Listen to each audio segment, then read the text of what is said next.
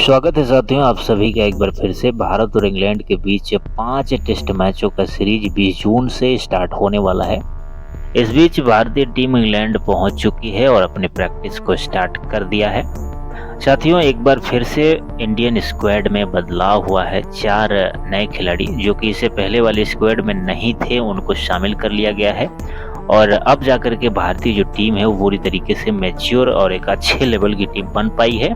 एक टक्कर की टीम यहाँ पर दिखाई दे रही है। साथियों, हम देखने का प्रयास करते हैं कि आखिर इस स्क्वाड में कितने खिलाड़ी हैं, कौन कौन से खिलाड़ी। साथियों, यहाँ पर कप्तान की बात करें तो भारत की कप्तानी करते हुए नजर आएंगे इस बार शुभमन गिल और उनके बाद यहाँ पर देखा जाए तो ऋषभ पंत को विकेट कीपर और वाइस कैप्टनसी की जिम्मेदारी दिया गया है।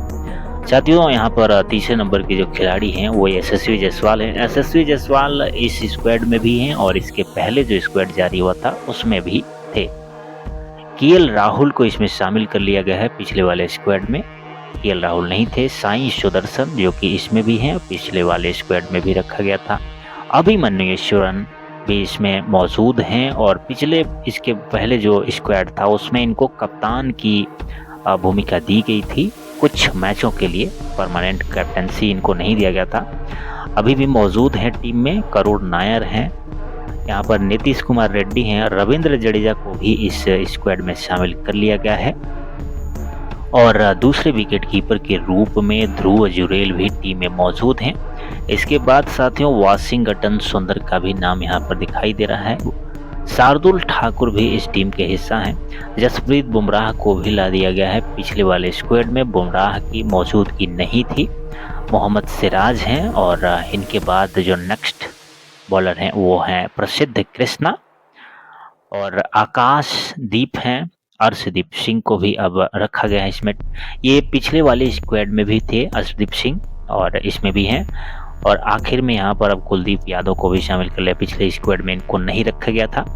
तो साथ ही यहाँ पर मैं अगर कुल जिन नए खिलाड़ियों को इसमें लिया गया है वो ऋषभ पंत हैं, केएल राहुल हैं, जसप्रीत बुमराह और कुलदीप यादव। ये 4 ऐसे खिलाड़ी हैं जिनको इससे पहले आए हुए स्क्वाड में नहीं रखा गया था, लेकिन अब इस नए स्क्वाड में रख लिया गया है और कहीं ना कहीं अब ये टीम अपने पूरी मजबूती के साथ यहाँ पर दिखाई पड़ रही है। लेकिन एक सवाल अभी भी है कि क्या श्रेयस अय्यर यहाँ पर नहीं रखे गए हैं? उनसे क्या बेहतर बल्लेबाज इसमें हैं या फिर आप यूँ कहें उनको जगह तो कहीं ना कहीं मिलना ही चाहिए था।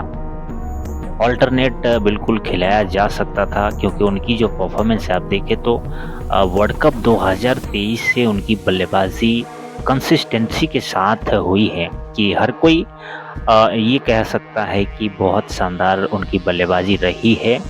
और मुझे लगता है कि उसको देखते हुए भारतीय टीम मैनेजमेंट को, सेलेक्टर्स को ज़रूर उन पर विचार करना चाहिए था। आईपीएल 2025 में भी जिस तरीके से उन्होंने प्रदर्शन दिखाया, चैंपियन ट्रॉफी, इन सभी को अगर देखें तो निश्चित रूप से एक ही बात समझ में आता है कि उनको इस स्क्वाड में रखना बिल्कुल भी ज़रूरी था।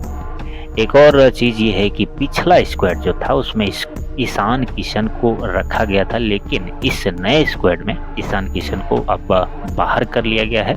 तो साथियों, आप सभी को क्या लगता है, ये स्क्वाड अभी एकदम सही है या फिर इसमें भी कोई कमी नज़र आ रहा है? किस खिलाड़ी को मौका मिलना चाहिए था और किसे इस स्क्वाड में नहीं होना चाहिए था, इनको बाहर होना चाहिए था? अगर ऐसा कोई खिलाड़ी है तो आप लोग अपनी राय कमेंट में निश्चित रूप से रख सकते हैं।